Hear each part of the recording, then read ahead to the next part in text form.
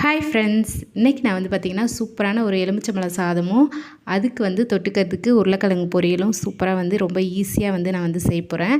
அதுக்கு நான் 2 உருளைக்கிழங்கு 3 எலுமிச்சம்பழம் எடுத்திருக்கேன். எலுமிச்சை சாதத்தில் போடுறதுக்கு கொஞ்சம் வேர்க்கடலை வறுத்து வச்சுருக்கேன். சூப்பராக இருக்கும் அது போட்டால். இப்போ எப்படி செய்யலான்னு பார்க்கலாம். ஃபஸ்ட்டு கொஞ்சமாக எண்ணெய் விட்டுக்கலாம். கொஞ்சம் ஒரு ஸ்பூன் அளவுக்கு பார்த்திங்கன்னா கடுகு சேர்த்துக்கிறேன். அதுக்கப்புறம் கொஞ்சமாக நம்ம உளுந்து சேர்த்துக்கலாம். ஒரு 2 ஸ்பூன் அளவுக்கு கடலைப்பருப்பு சேர்த்துக்கிறேன். இப்போ இதை எல்லாத்தையும் நல்லா கிளறி கொஞ்சம் நல்லா செவந்ததுக்கப்புறமா நான் வறுத்து வச்ச வேர்க்கடலை நல்லா தோல் உரித்து எடுத்து வச்சுருக்கேன். அதை இது கூட சேர்த்துக்கிறேன்.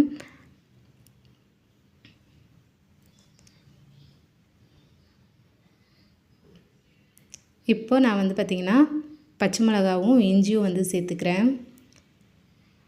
நான் காஞ்ச மிளகா போடல, பச்சை மிளகா மட்டும் தான் போட்டிருக்கேன். நீங்கள் வேணால் போட்டுக்கலாம். கொஞ்சம் கருவேப்பிலை, அதுக்கப்புறம் மஞ்சள் பொடி சேர்த்துக்கிறேன்.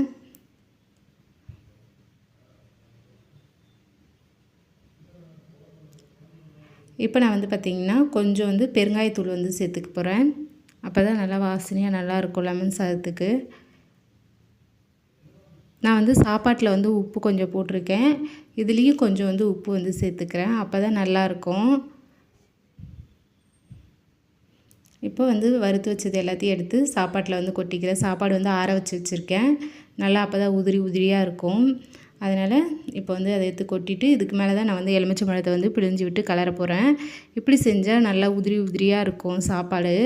ரொம்ப நேரத்துக்கு நல்லா கெடாமல் நல்லா இருக்குங்க. அப்படியே இருக்கும். ஸ்கூலுக்கெல்லாம் கட்டி கொடுக்கணுன்னா டக்குன்னு இந்த மாதிரி செஞ்சிடலாம். ஒரு பக்கம் வறுத்து வச்சுட்டு டக்குன்னு இந்த மாதிரி கிளறி வச்சு கொடுத்து அனுப்பிச்சிடலாம். ரொம்ப ஈஸி, ரொம்ப சிம்பிளாக செஞ்சிடலாம் லெமன் சாதம். பார்த்திங்கன்னா 3 எலுமிச்சம்பழத்தையும் இதில் பிழிஞ்சு விட்டு நான் கிளறிக்கிறேன்.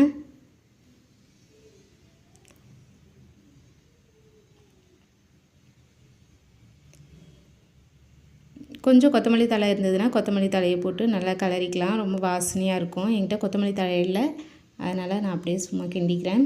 அவ்வளோதான் ஃப்ரெண்ட்ஸ், லெமன் சாதம் ரெடி ஆகிடுச்சு. இப்போ உருளைக்கிழங்கு வறுவல் எப்படி செய்யலான்னு பார்க்கலாம். ரொம்ப ஈஸி. இந்த மாதிரி ரவுண்டாக அரிஞ்சிக்கலாம். இப்போ ஒரு கடாயில் எண்ணெய் ஊற்றிக்கிறேன். இதுக்கு கொஞ்சம் கடுகு போட்டுக்கிறேன். கொஞ்சமாக உளுத்தம்பருப்பும் சேர்த்துக்கிறேன். கொஞ்சம் கருவேப்பிலை சேர்த்துக்கிறேன். இப்போ நம்ம ரவுண்டாக அரிஞ்சு வச்சு உருளைக்கிழங்கு எடுத்து இது கூட சேர்த்துக்கிறோம்.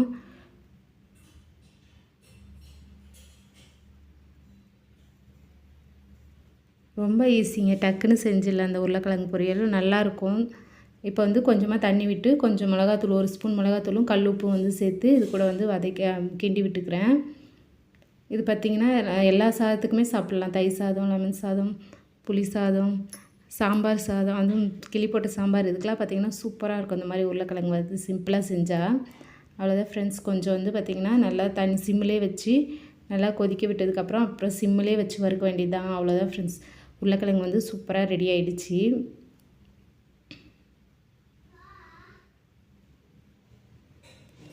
ரொம்ப ரொம்ப ஈஸியான உருளைக்கிழங்கு பொரியலும் லெமன் சாதமும் சூப்பராக ரெடி ஆகிடுச்சு. ரொம்ப சிம்பிளாக டிஃபன் பாக்ஸுக்கு டக்குன்னு செஞ்சு கொடுத்து அனுப்புறதா இந்த போல் செஞ்சு கொடுத்து அனுப்பலாம். உங்களுக்கு இந்த வீடியோ பிடிச்சிருந்ததுன்னா லைக் பண்ணுங்கள், ஷேர் பண்ணுங்கள், கமெண்ட் பண்ணுங்கள். மறக்காமல் சப்ஸ்கிரைப் பண்ணுங்கள். தேங்க்யூ.